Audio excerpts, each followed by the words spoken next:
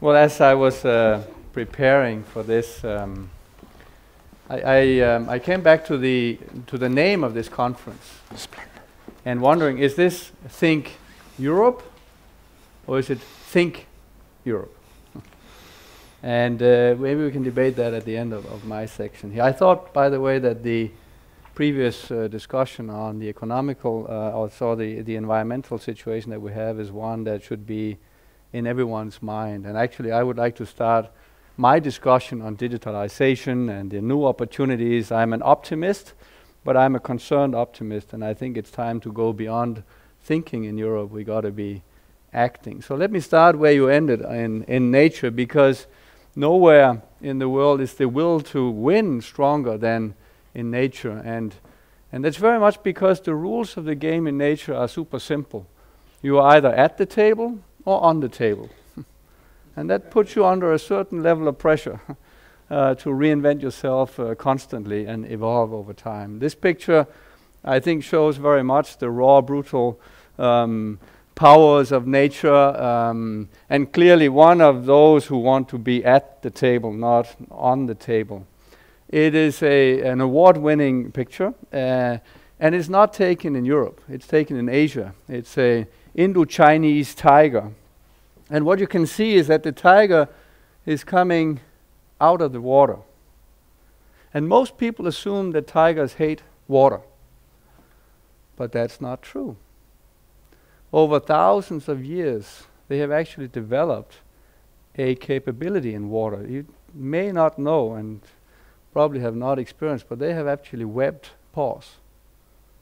So this is an evolution of the tiger, that they can actually chase their prey also into the water and swim in water, and with that, of course, be at the table, not on the table.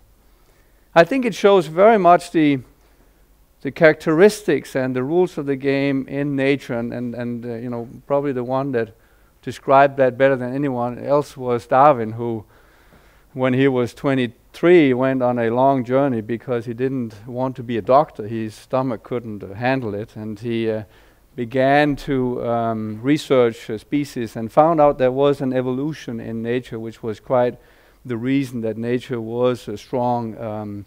And now the description is one of evolution, where species evolve in continuous levels, and then more revolutions where new types of species come out and basically overtake a significant part of the game because they have significant new capabilities.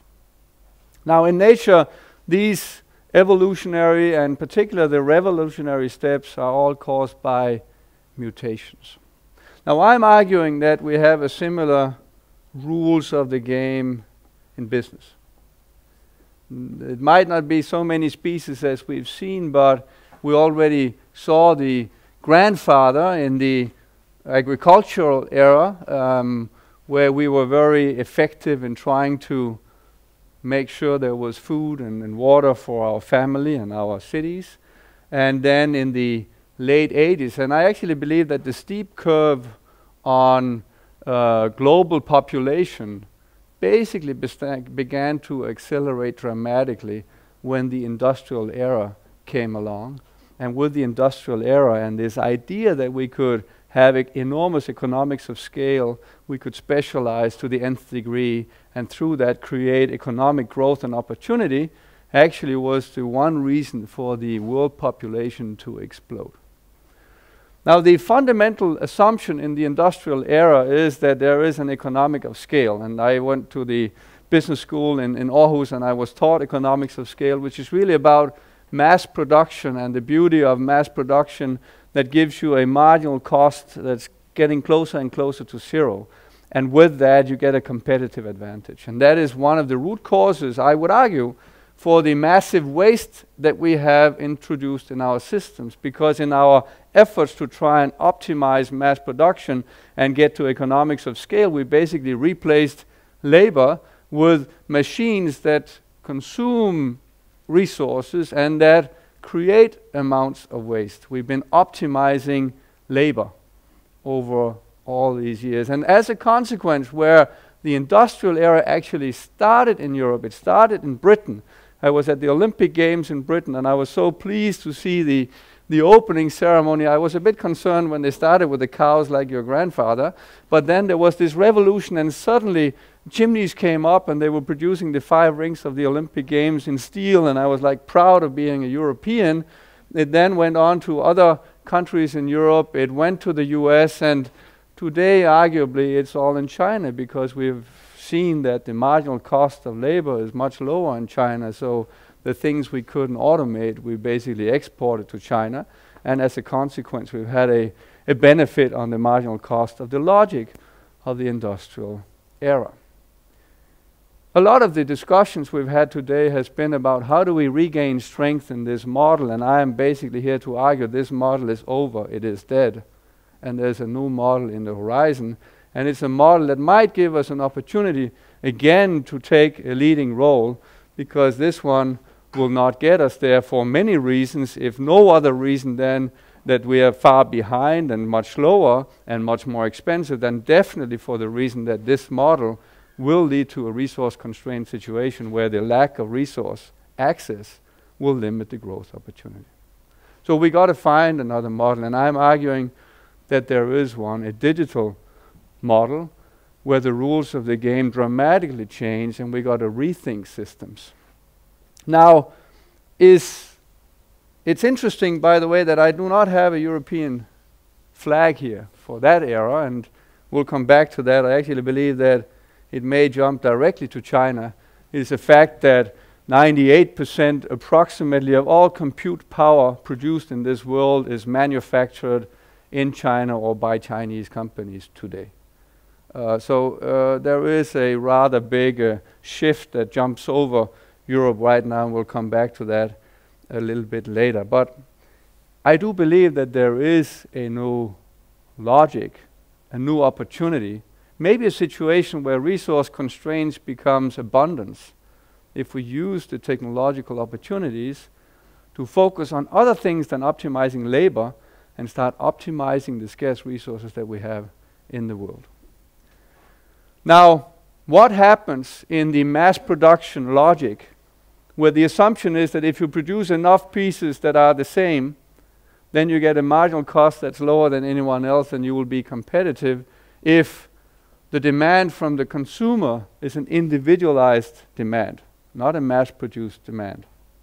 And what happens when that demand can be fulfilled with a 3D printer next to the consumer that prints one item, not a million items, uniquely tailored to that individual's unique needs at a cost that may even be lower than the mass-produced cost of the logic in the industrial age? What happens to the business models we know today?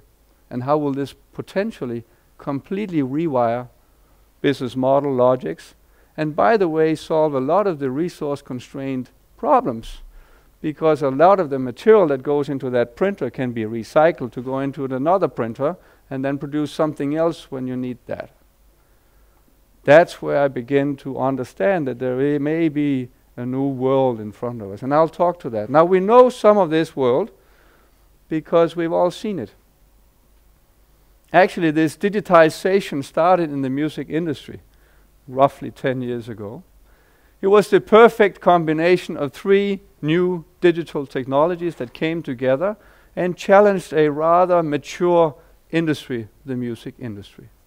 The industry had gone through cycles of innovation where you went from large records to smaller plastic records, but fundamentally the industry had not changed for a long, long time. Now, 3 digital technologies came along that changed that completely. It was the combination of data, which was the digitization of the music into MP3 file format that was invented, by the way, here in Europe by the Fraunhofer Institute in Germany, that would allow you to digitize the product and turn it into data, bits, zeros and ones. You add to that the network effect of being able to share files, the digital product, in a peer-to-peer situation, which was Napster, which was illegal, but yet a very efficient way of distributing a digital product. and later on iTunes, and then Spotify, where the files were then consumed in a legal way. And you add to that the convenience of a mobile device, 10,000 songs in your pocket that you can bring anywhere and today get streaming directly to. You bring those three technologies together and you fundamentally change the rules of the industry. Now, I talked to many people in the industry and they hated this change. In fact, there were board meetings in boardrooms in the mature music industry companies where the discussion was, how do we educate the users that this is illegal? How do we educate them on the difference between legal and illegal consumption of our product? And I can only tell you from my own experience in boardrooms that if you're ever in a boardroom where the conclusion is you got to educate the customer, you should leave that board. Because if you take a step back and say what really happened to the industry, well, two things happened. Number one, as a customer, you got massive, simpler, and massive more access to the music of your taste. One click away. Any obscure music taste you could normally not find in the store, and the popular you could also not find because it was sold out. Now it is possible to consume one song of your liking, nobody else likes it, and you can just download it and click. Even more so if you have good friends like I have who have great music taste. I listen to more music that I didn't know than ever before in my life today because it's so convenient and I get great playlists from my friends. So from a customer point of view, a fantastic value increase. The second thing that happened in the industry was on the cost side that the cost of distributing the product went down by somewhere between 95% and 98%. Now, who would not like to be in a situation where you could reinvent your business and massively increase the customer value and at the same time reduce the costs significantly? That's basically what happened in the music industry. So if you're in the music industry, you should be happy, not sad. Now, unfortunately, they did not take the opportunity. They were discussing how to, tell the users what's legal and what's not, and then some other players came in and did this. Actually, IT companies, Apple did this, Spotify did this. And with that, a complete change of an industry, complete new players taking the profits in the industry. Now, luckily happy users. Another example, and Danske Bank was mentioned. I am in the board of Danske Bank. This is not a customer of Danske Bank, but it could have been. Banking. I mean, there's long debates in Denmark in all the newspapers about how can you close all the branches of banks. And I'm like, why do we need branches? We're not closing branches in Denmark. We're opening 5 million branches, one every minute, in a mobile pocket somewhere. You have your bank with you everywhere you go. Now, what does this mean? Well, it actually means that we can go out not just to deliver much cheaper and much more well-regulated, because all transactions are known. You cannot cheat in a system that's digital. You can in a cash system. But it also means that we can begin to bank the unbanked. There's around 2 to 3 billion people who are not part of the official financial system today in the world. This is an example from South Africa. In South Africa, I've been part of a project where they're banking 7,000 people that used to be unbanked every day, because the marginal cost of adding banking to the mobile device that's already in the hands of the person is 0. Now, you could argue, and that's a fair argument, that music and banking are both 100% digitizable products. So don't come with your digital crap into industries where we still have a physical world. Well, that's actually interesting how this has changed over the last couple of years.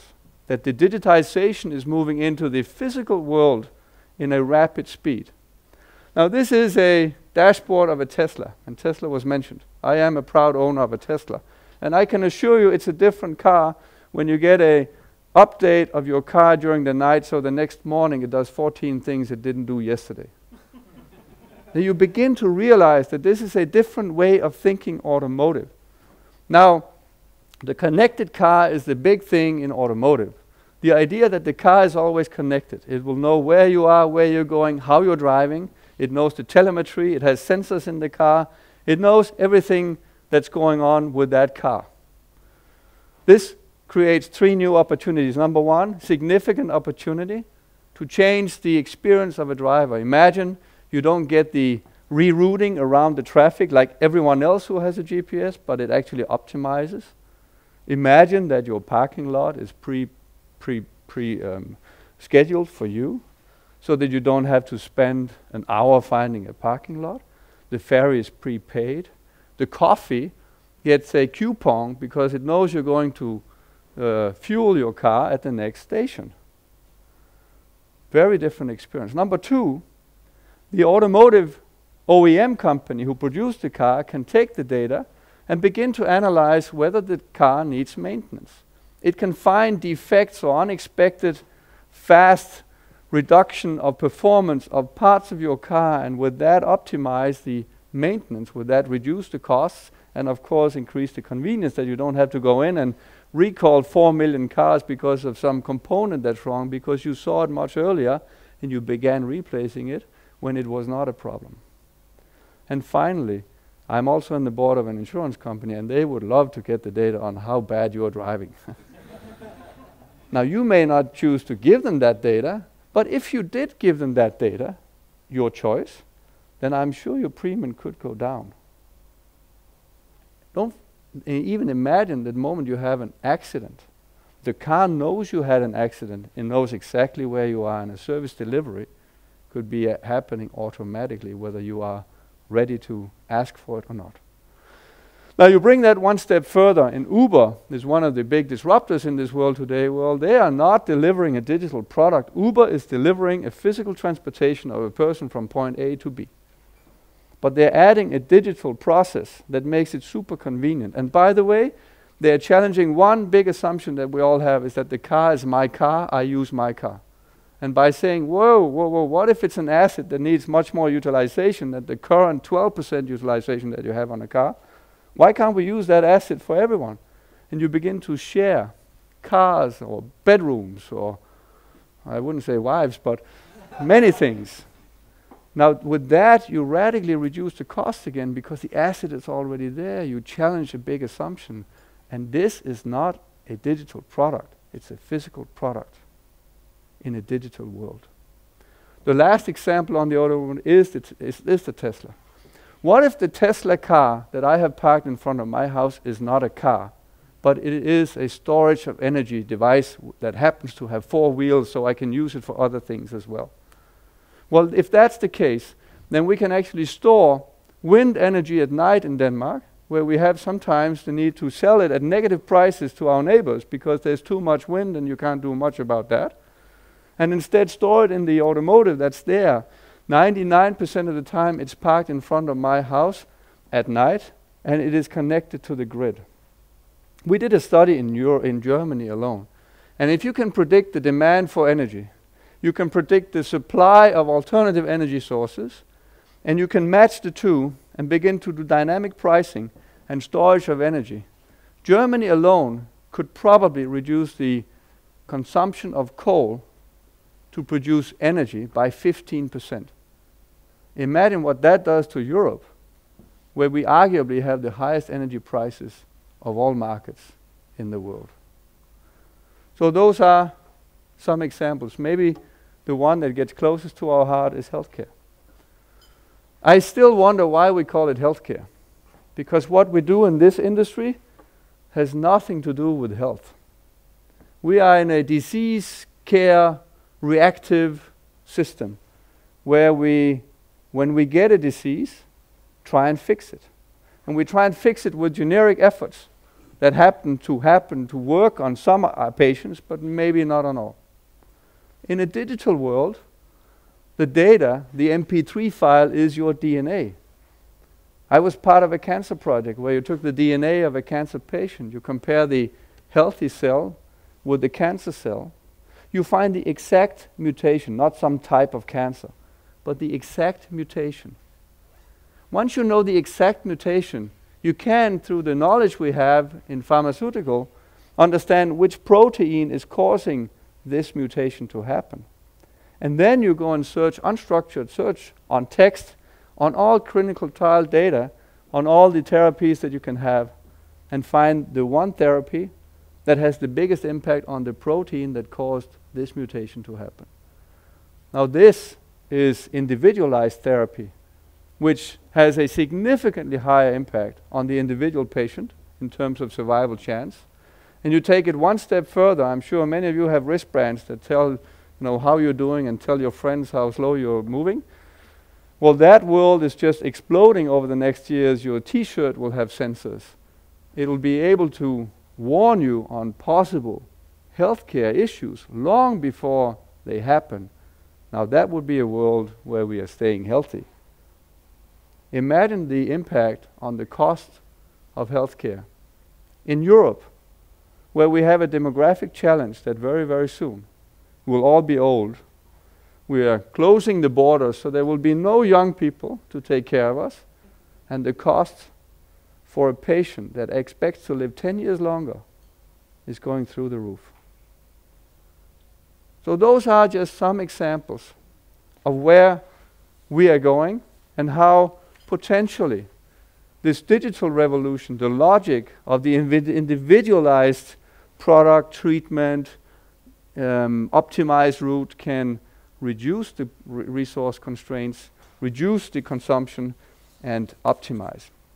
Now, I would say that over the last 150 years, we've been optimizing business on the rules of the industrialized structure. We're now making a shift, and there are a good example of companies who are rethinking that system. Once you do, you're on a completely new logic, and you have a new opportunity. This is not an evolution, but a revolution. And I would argue that we're just at the beginning of this revolution. Now, in 1965, the year I was born, Moore saw the evolution of data and compute power, and he formulated Moore's law, which basically says that every 18 months, the capacity of compute power will double. He said at that time that this will continue for the next 10 years. Now, we human brains are really good with linear, but exponential is really hard. And the best way to explain exponential is the game of chess. The story of the chess game is that there was this peasant who had invented the game of chess, and he went to the emperor of the place. We're still debating whether that was in India or in China, but let's say somewhere in the neighborhood. And the emperor was so happy. They played chess every day, and one day the emperor said, "Listen, I am so pleased with your chess game. I want to give you an award for this fantastic innovation." And the guy said, "I just want one piece of rice on the first field, and then 2 on the next, and 4 on the next, and 8 on the next, and just keep doubling it for this little chessboard." The emperor said yes, because he was unable to understand exponential curves. Because at the last field of that chessboard, the rice amount is the size of Mount Everest. Why am I saying this? Because I'm arguing, like if you read the book, The Second Machine Age, that we're around field 32 right now.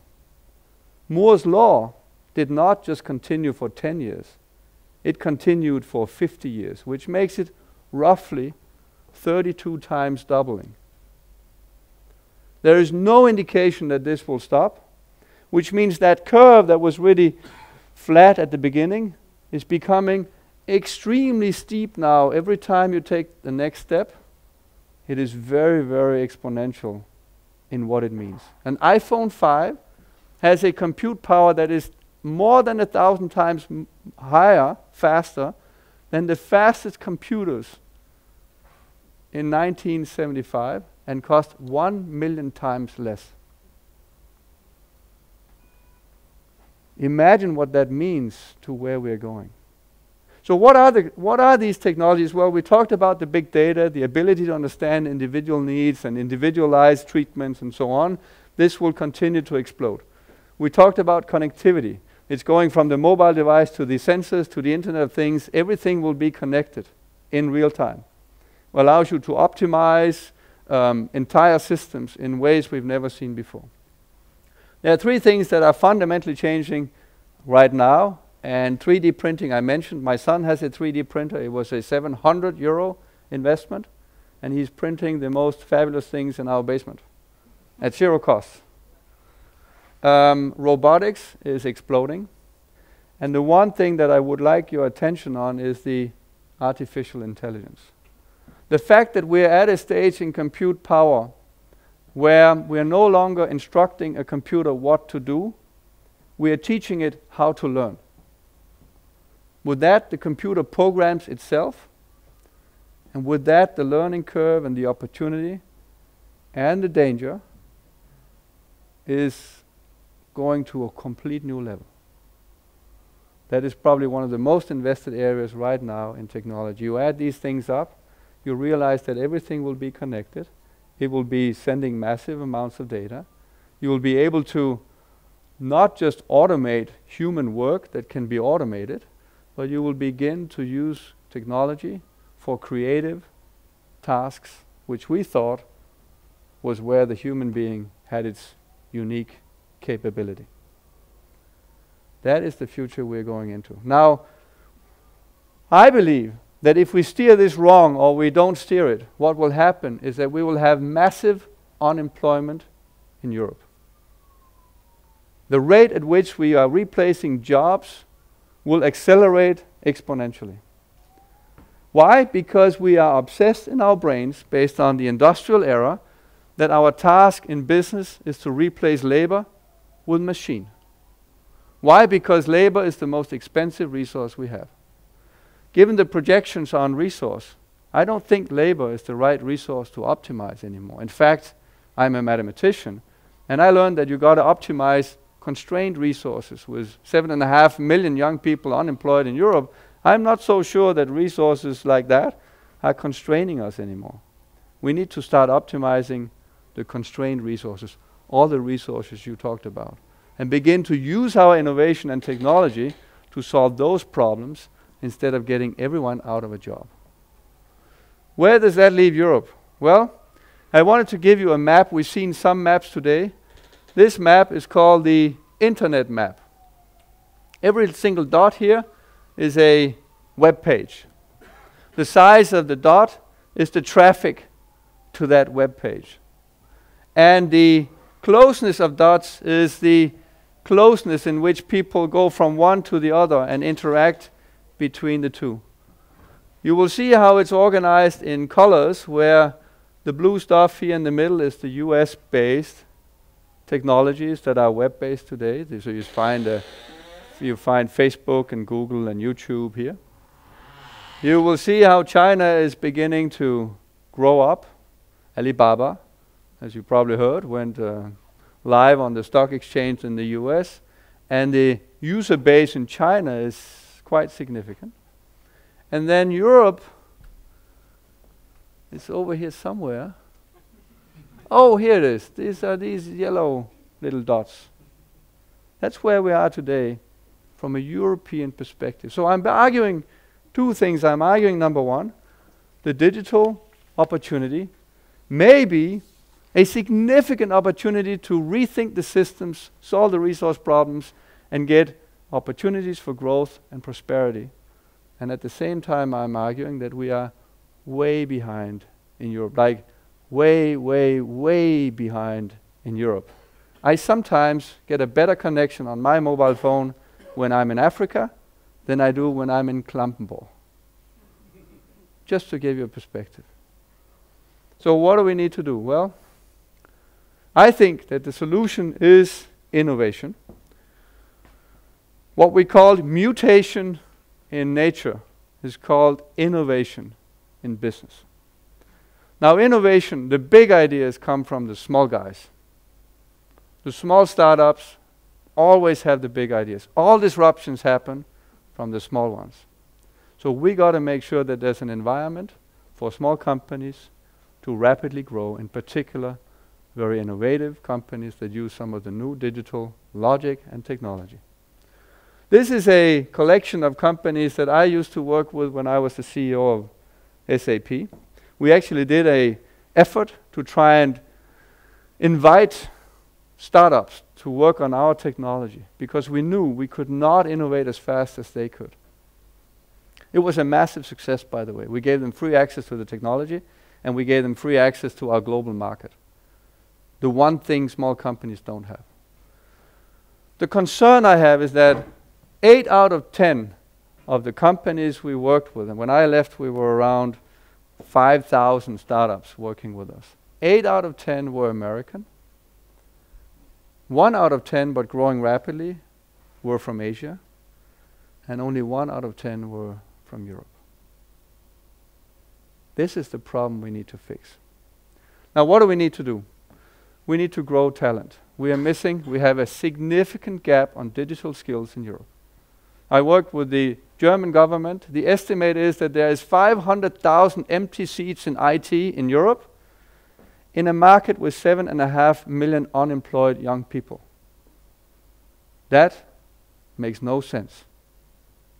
There's not enough people being educated in Europe to fill this gap, and the gap will continue to rise. The consequence is you find the people in China, you find the people in India, they're cheaper, at least as good, and available. Number 2, we have a market size, opportunity, and issue.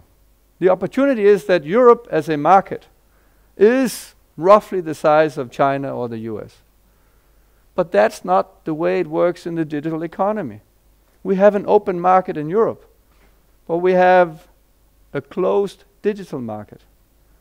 I mean, digital doesn't even understand the concept of a border. A cloud service that you consume. I mean, do you know where Spotify stores the music that you're consuming? You don't. But in Europe, it is 28 different markets. You do not have a a European open digital market. Now, we had 3 politicians who said, we got to fix that. Yes, but it's coming to a point where it's getting very, very late. If we had a market that is Europe, at least the innovators in Europe would have a home market that is as big and as interesting as the one in the US and in China. The third one is about simplicity. Now, I work with some of these companies, and we actually bought a company called SuccessFactors, which was a IT cloud-based HR systems. It was founded by a Dane, a guy called Lars from Aarhus. And eventually he said, okay, I'm leaving Europe because the administrative burden of keeping a company alive in Europe is so high, I've had enough. He went to Palo Alto, where the funding was easier. The simplicity of doing business was significantly easier. And he sold the company for 18 billion Danish kroner to SAP 10 years later. Now, why did that company have to be created or moved to the US is a question we need to ask ourselves. The other part of simplicity when we're in the digital world is that today in Europe we have 28 different data protection laws, one by country. It is a rule that is something that I can decide in my country. It's called sovereignty. We are very keen on that. But what it means is that every company that wants to set up a cloud service, which is arguably where every service will be in IT, needs to understand, respect, and manage 28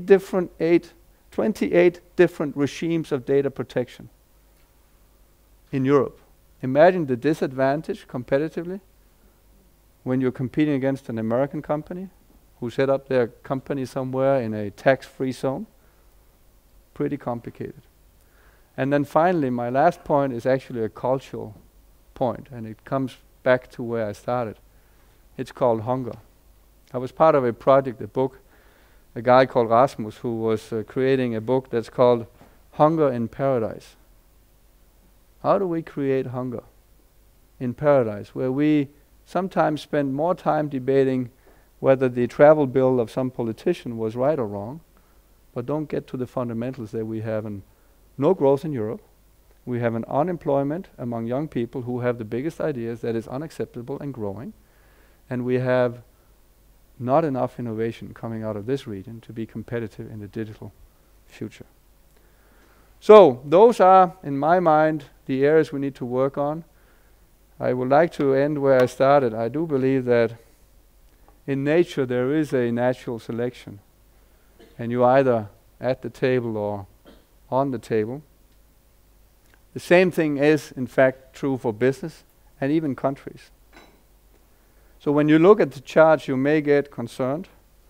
I think there's one big difference between nature and business.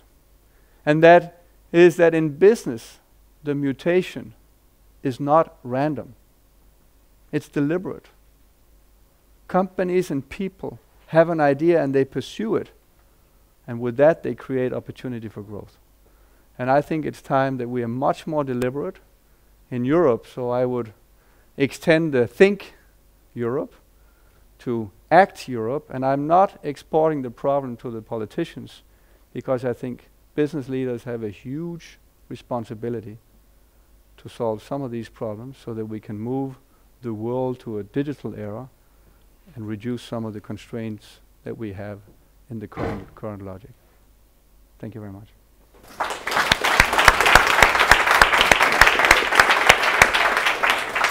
Thank you, Jim. It's a big challenge really for Europe.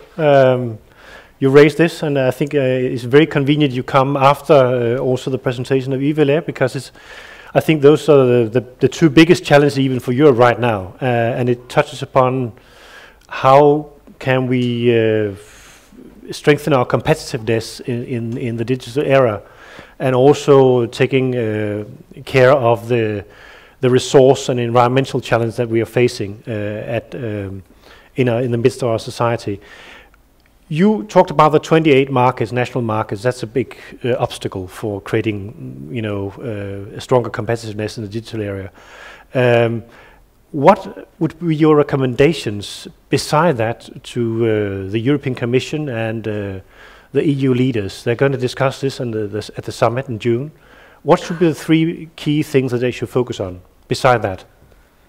I think what unfortunately happened, just to give you the background, was the NSA scandal, where NSA was looking into data that they should not have been looking into according to the rules here. Actually had the implication that from a legal point of view, where the data physically is stored gives you the legal jurisdiction.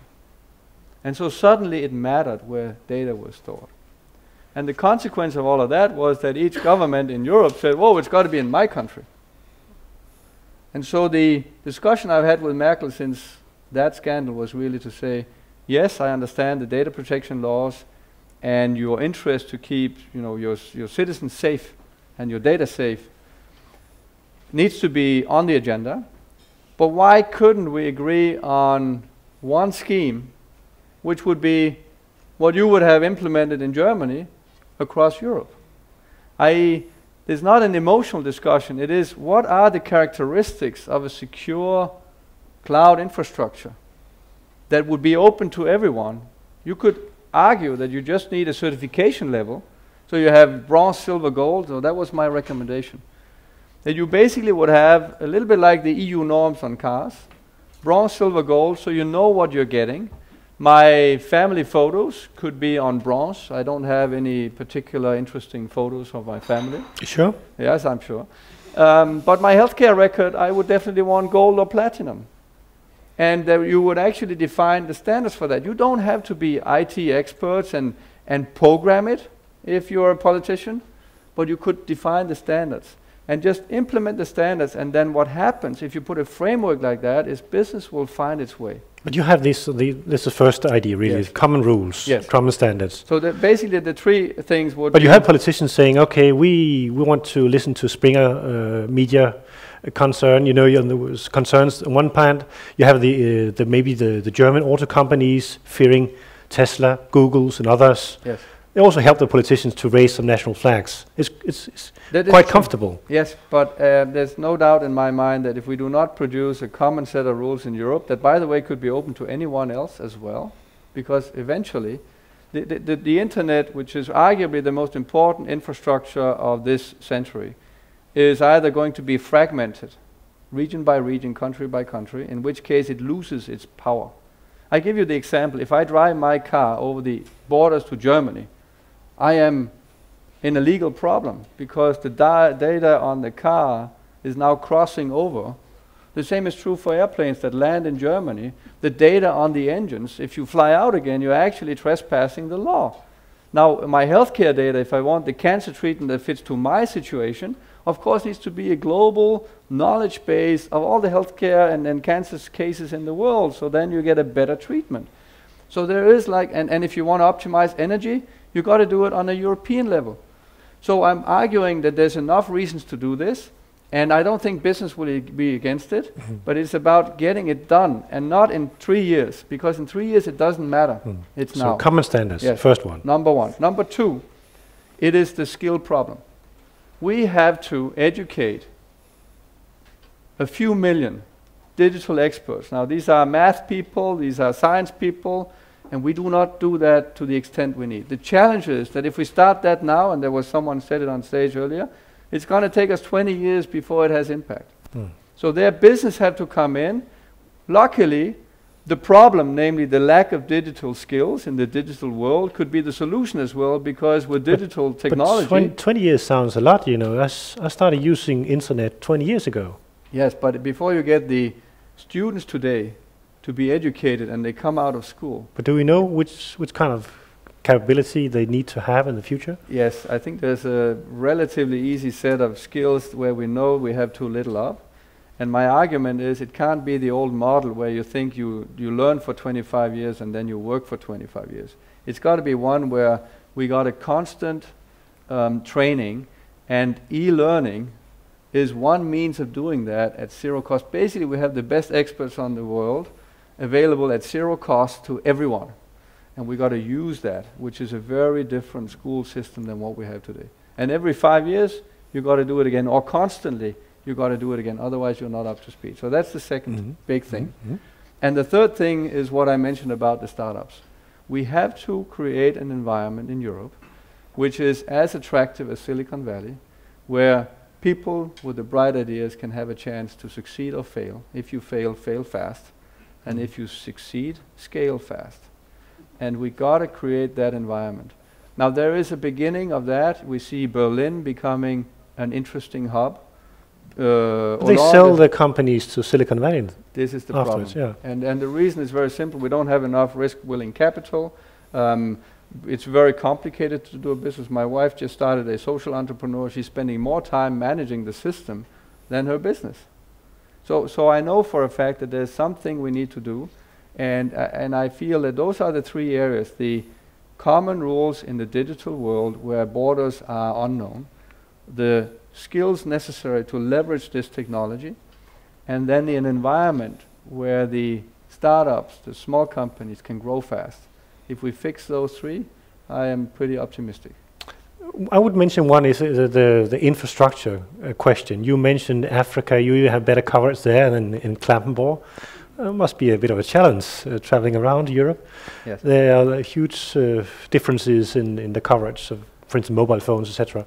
What kind of infrastructure do we need in Europe? And what should we invest in that? Should we use public money, or should it be private money, or what should we do? So it's a very good question. I mean, in the early days of industrialization, we realized that roads would be an important infrastructure to get stuff faster from A to B. And in this world, the digital infrastructure is the lever for us to create opportunity and growth. The challenge we have in Europe is that because we are so we are so much protecting the fact that there has to be free competition, we have a situation where there's 62 telecom companies in Europe. There's 4 in the US, which means nobody has scale, nobody has the money, and by the way, then we sell licenses at very, very high prices. So we're dragging the investment because of a suboptimal situation. If we want to change